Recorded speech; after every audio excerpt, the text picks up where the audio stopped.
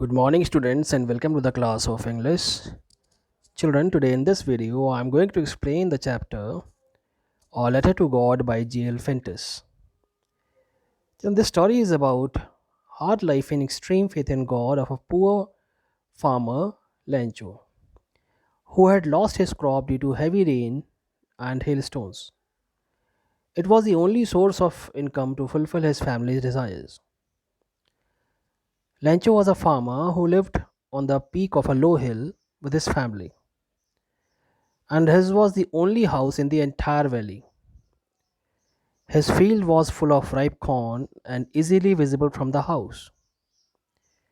He was eagerly waiting for a good rain to have a good harvest so he could earn money for his family. As Lencho hoped, it started raining at the time of supper, which gave Lencho a ray of hope. He was extremely delighted to see that. He compared the raindrops with silver coins, which shows his joy. But soon his joy turned into despair as the rain changed into hailstones, which ruined the crops. The field had been covered with snow like a layer of white salt. Lencho was worried for his family. Though Lencho was a poor farmer and had lost all his crops, he had firm faith in God.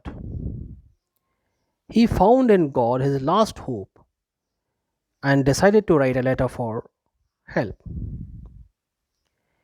He asked God to send him 100 pesos so that he could sow his field again and support his family until the new crops were harvested. He also wrote that if God didn't help him, his family would die of hunger.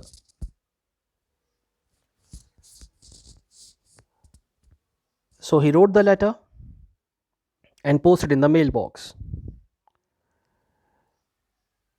The mailbox was opened by post office employees, and when they saw the letter, they started laughing and handed over the letter to the postmaster. After reading Lancho's letter to God, the postmaster also laughed, but soon realized that Lancho had firm faith in God and his belief should not be shaken. So he decided to help Lancho with the help of his post office employees. He collected 70 pesos and handed the envelope to Lancho himself, in which he also contributed a part of his salary.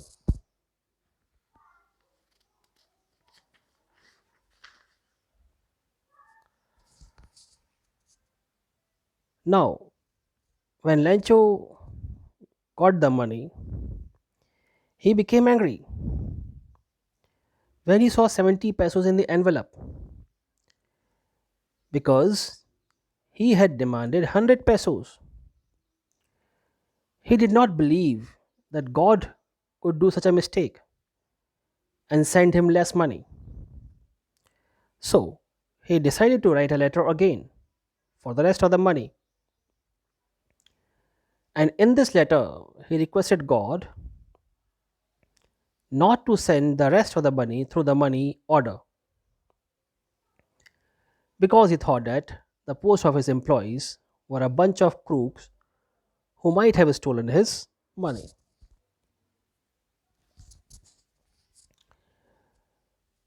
Children, this story shows the extreme faith of a human being on God, that anyhow, what will happen, but he would be helped by the God.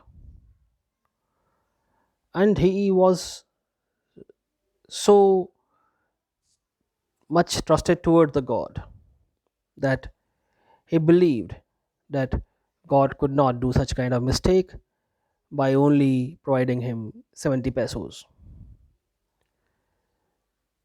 Children, this was a little explanation about the chapter Letter to God. Thank you for listening carefully. Goodbye.